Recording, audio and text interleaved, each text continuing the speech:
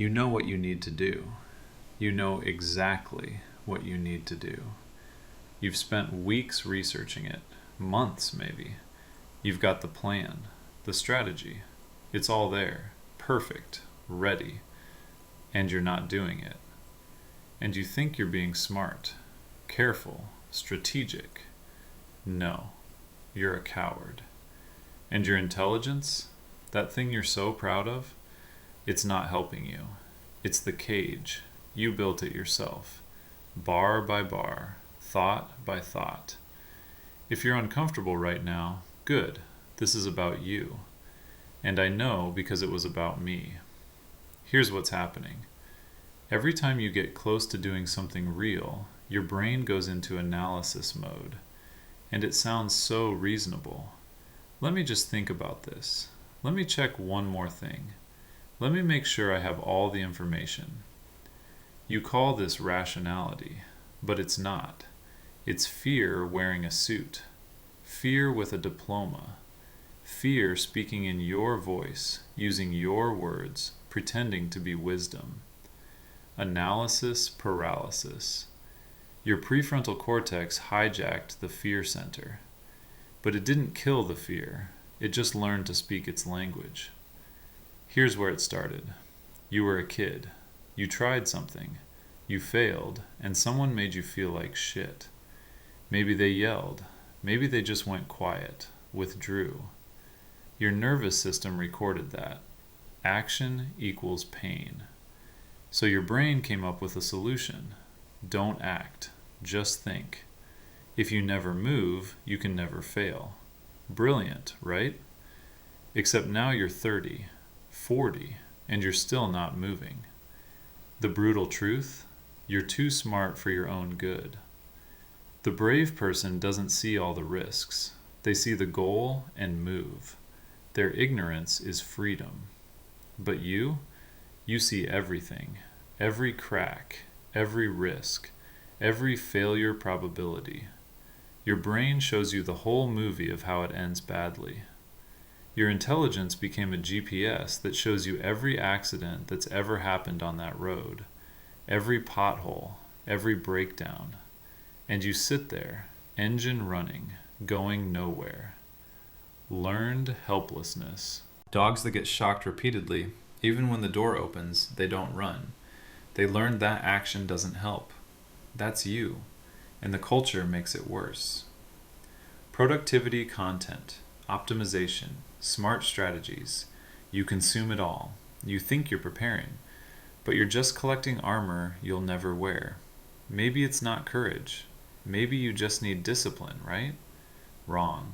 Discipline is showing up every day to do something boring, going to the gym, working the job. Discipline is safe. Courage is taking one step into the unknown when you know you might fail. And here's what'll piss you off. You can be disciplined and cowardly at the same time. You go to that job you hate every day. That's discipline. But you won't quit and start your own thing. That's cowardice. Discipline without courage is safe slavery. You're moving, but you're dying inside. Your intelligence? It's just a pretty word for cowardice. Every time you say, I'm thinking about it, you're hiding. I'm analyzing. You're hiding. I'm not ready. You're hiding. You use intellect as camouflage. You look serious, responsible, but inside, you're terrified. Jung called this the shadow of the intellect. Your mind becomes where fear hides. You think you're rational, but you're just rationalizing your cowardice. Picture this. You're at a cliff, water below. You need to jump. Everyone jumped. They're swimming. But you start calculating. Height, temperature, angle. You pull out a notebook, build a spreadsheet. And the brave person, they jumped. While you're calculating, they're already learning to swim. Bowlby discovered kids in unsafe environments don't become fighters. They become thinkers, hypervigilant, always scanning for danger. As adults, this hypervigilance looks like intelligence. It's not. You're not smart. You're traumatized. And you turned your trauma response into an identity. So what do? Stop lying to yourself. Your problem is not lack of information. It's not that you're not ready. Your problem is fear. Say it. I'm afraid. That's the start. Courage is not the absence of fear. Brave people are scared too. They just move anyway. Your brain is stuck in avoidance mode. You can't think your way out. You have to act your way out. Here's how. The 5-second rule. When you feel the impulse to act, you have 5 seconds before your brain spins up the rationalization machine. Move. Don't think, move. Do stupid things. Publish the imperfect post. Send the email without reading it 10 times. Your perfectionism is just fear of judgment. Keep a journal. Write down every time you didn't do something because of fear dressed as reason. Your mind can't hide when it's written down. And sometimes you need the fuck it moment, where analysis ends and faith begins, where you override the smart part and just go. If you have intelligence but no courage, find someone brave. If you have courage but no strategy, find a thinker. You don't need to be everything. The goal is not to stop being afraid. The goal is to stop hiding behind your intelligence. You're not too smart. You're just not honest. Until you admit that your caution is fear, you'll stay in that cage built from thoughts. Van der Kolk wrote, "The body keeps the score." Your body knows you're lying. Every time you choose analysis over action, your body feels it. Anxiety, tension, that stuck feeling. You can either understand life or you can live it. Most smart people spend their lives analyzing, preparing, planning, and they die with their music still inside them.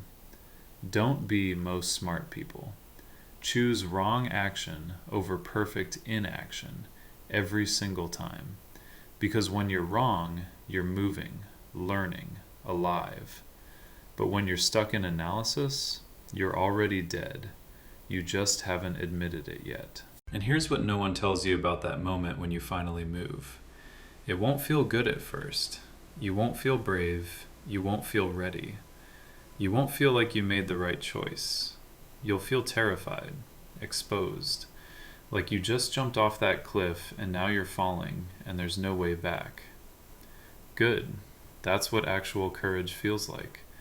It doesn't feel like confidence. It feels like fear and moving anyway.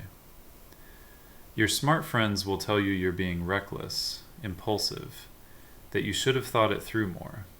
Fuck them. They're just projecting their own paralysis onto you.